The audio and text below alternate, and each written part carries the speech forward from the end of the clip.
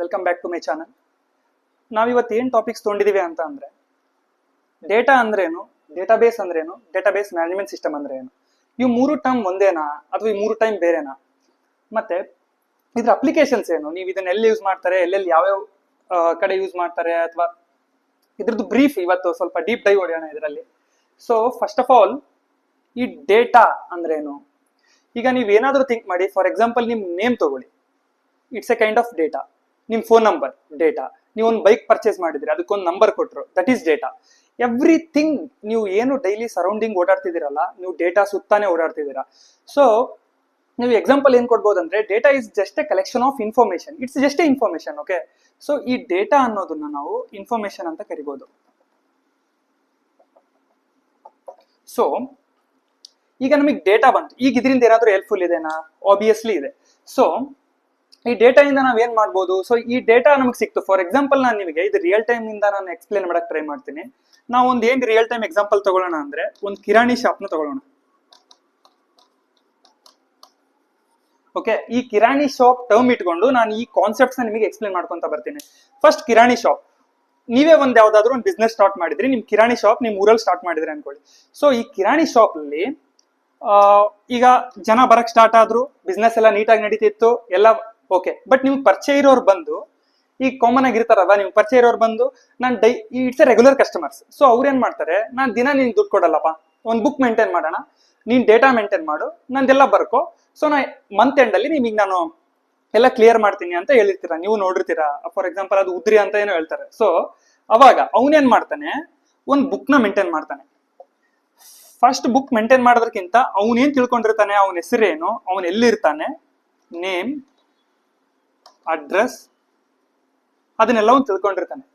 So ಈಗ ಇವ್ನ್ ಕಿರಾಣಿ ಶಾಪ್ ಅವನ್ಗೆ ಒಂದ್ ಗಾಯ್ದು ಎಂಟ್ರಿ ಸಿಕ್ತು. ಸೊ ಅವ್ನ್ ಬಂದ, ಅವನೇನ್ ಹೇಳ್ತಾನೆ, ನಾನ್ ನಿಂಗೆ ರೆಗ್ಯುಲರ್ ಕಸ್ಟಮರ್, ನಂಗೆ ನಾನು ಡೈಲಿ ದುಡ್ಡು ಕೊಡಕ್ಕಾಗಲ್ಲ, ಸೊ ನಾ ಹಿಂಗ ಒಂದ್ ಮಂತಿಗೆ ನಾನು ಕೊಡ್ತೀನಿ ಅಂತ ಹೇಳ್ತಾನೆ. ಸೊ ಅವನು ಡೇಟಾ ಅವನ ಹತ್ರ ಇದೆ. This is called data. ಅವ್ನ ನೇಮು, ಅವ್ನ ಅಡ್ರೆಸ್, ಅವ್ನ phone number, everything is called as A data.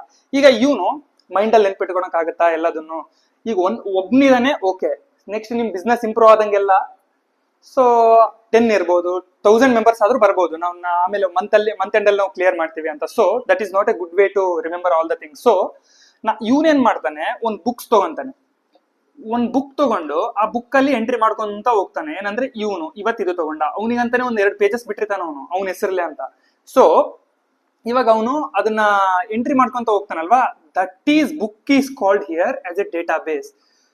Data base ಅಂದ್ರೆ ಏನಂದ್ರೆ, ಏನ್ ನೀವು ಡೇಟಾನ ಸ್ಟೋರ್ ಮಾಡ್ತಿರಲ್ಲ, ಅದಕ್ಕೊಂದು ಆಯುಧ. ಏನಂದ್ರೆ ಈಗ ಫಾರ್ ಎಕ್ಸಾಂಪಲ್, ಈಗ ಡೇಟಾ ಒಂದೇ ಇದ್ರೆ ಆಗಲ್ಲ, ನೀವೆಲ್ಲ ಎಲ್ಲಾದ್ರೂ ಅದನ್ನ ನೀವು ಸ್ಟೋರ್ ಮಾಡಬೇಕಾಗುತ್ತೆ. So that is the reason data base is invented. So data base is nothing but it will store the records are the information. It's a kind of information it will store inside that. Okay, ಇವಾಗ ನಿಮಗೆ data base ಸಿಕ್ತು. ಅವ್ನ್ book ತಗೊಂಡ, ಅದನ್ನ ಈ book ಅಲ್ಲಿ ಇದನ್ನ entry ಮಾಡ್ಬೇಕು, ಎಲ್ಲ ಆಯ್ತು, ಓಕೆ. ಸೊ ಈಗ ಅವನು ಮಂತ್ ಎಂಡ್ ಅಲ್ಲಿ ಬಂದು, ಫಾರ್ ಎಕ್ಸಾಂಪಲ್ ಅವ್ನು ಡ್ಯೂ 5000 rupees ಅವ್ನು ಪರ್ಚೇಸ್ ಮಾಡಿದ್ದಾನೆ ಅನ್ಕೊಳ್ಳಿ. ಓಕೆನಾ, 5000 ಮಂತ್ ಎಂಡ್ ಎಕ್ಸ್ಪೆನ್ಸ್ ಆಯ್ತು. ಸೊ ಅವ್ನು ಕ್ಲಿಯರ್ ಮಾಡ್ಬೇಕು ಇವಾಗ. ಬಟ್ ಅವನ ಹತ್ರ ಇರೋದು 2500 rupees ಮಾತ್ರ. ಅವ್ನು ಬಂದ್ ಹೇಳ್ತಾನೆ, ಶೆಟ್ರೆ ಈ ಟೈಮ್ ನಮ್ಗೆ ಕೊಡಕ್ಕಾಗ 2500 ಮಾತ್ರ, ಅದನ್ನೊಂದು ಮೈನಸ್ ಮಾಡಿ ಮಿಕ್ಕಿದ್ ಬಾಕಿಯಲ್ಲಿ ಇಡಿ ಅಂತ ಹೇಳ್ತಾನೆ.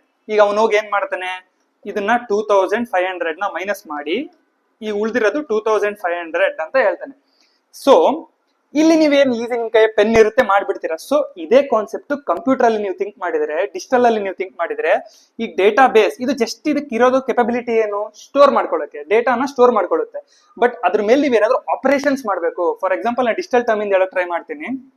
ನೋಡಿ, ಇಲ್ಲಿ ಇನ್ಸರ್ಟ್ ಡೇಟಾನ ನೀವೇನಾದ್ರೂ ಇನ್ಸರ್ಟ್ ಮಾಡ್ಬೇಕು, ಅಥವಾ ಇರೋ ಡೇಟಾನ ಅಪ್ಡೇಟ್ ಮಾಡ್ಬೇಕು, ಇಲ್ಲ ಇರೋ ಡೇಟಾನ ಡಿಲೀಟ್ ಮಾಡ್ಬೇಕು ಅಂತ ಅಂದಾಗ ಅದಕ್ಕೊಂದು ಟರ್ಮ್ ಬರುತ್ತೆ. ಅಲ್ಲೇ ಬರೋದು ಡೇಟಾಬೇಸ್ ಮ್ಯಾನೇಜ್ಮೆಂಟ್ ಸಿಸ್ಟಮ್.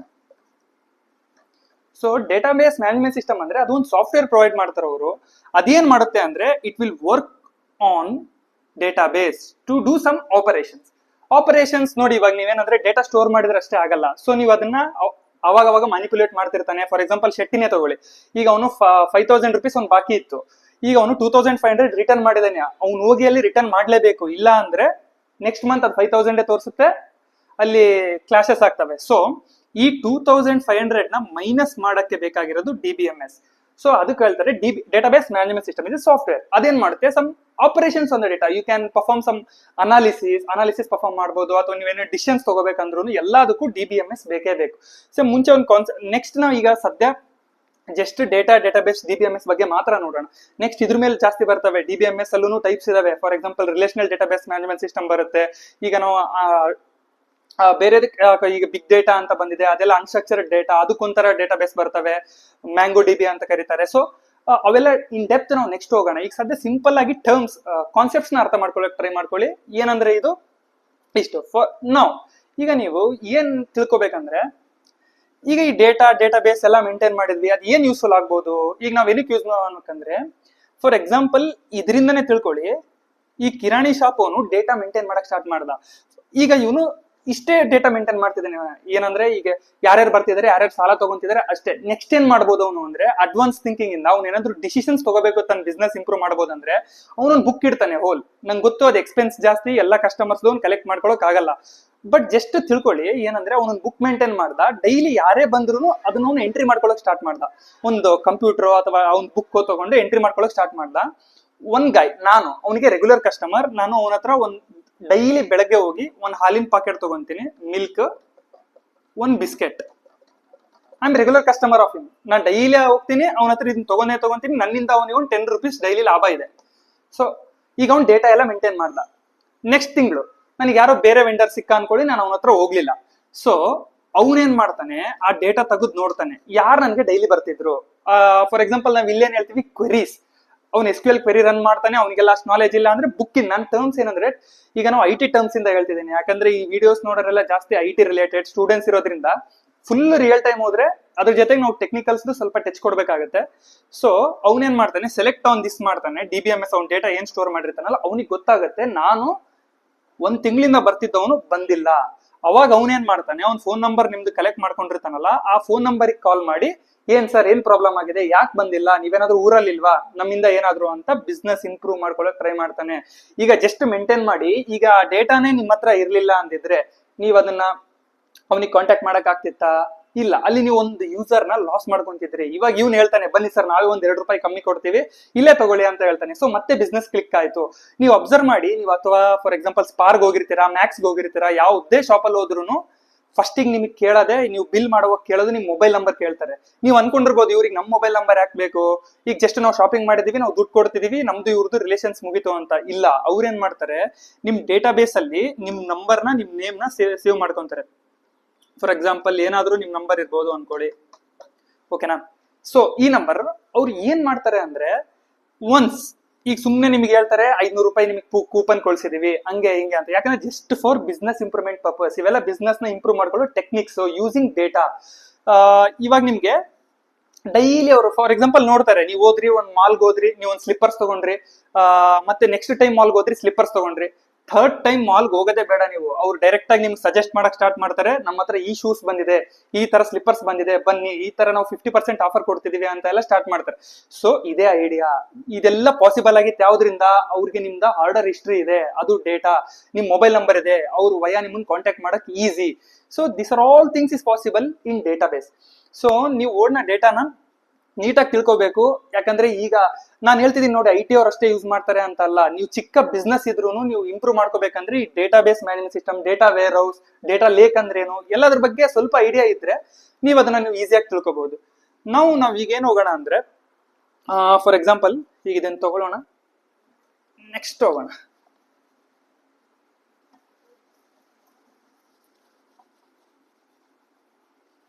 ನೆಕ್ಸ್ಟ್ ಅಲ್ಲಿ ಈಗ ಡೇಟಾ ಬೇಸ್ ಅಲ್ಲಿ ಏನ್ ಟೈಪ್ ಅಪ್ಪ ಅಂತ ಅಂದ್ರೆ, ಫಸ್ಟ್ ನೀವು ಡೇಟಾ ಹೆಂಗ್ ಸ್ಟೋರ್ ಮಾಡ್ತಿದ್ರು ಅಂದ್ರೆ ತಿಳ್ಕೊಳ್ಳಿ. File system.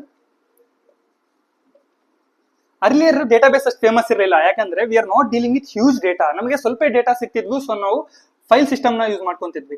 ಬರ್ತಾ ಏನಪ್ಪ ಫೈಲ್ ಸಿಸ್ಟಮ್ ಅಂದ್ರೆ ನಿಮ್ಗೆ ಗೊತ್ತಿರಬಹುದು, ನೀವು ವಿಂಡೋಸ್ಗೆ ಹೋದ್ರೆ ಅಲ್ಲಿ ಫೋಲ್ಡರ್ಸ್ ಇರ್ತಾವೆ, CV.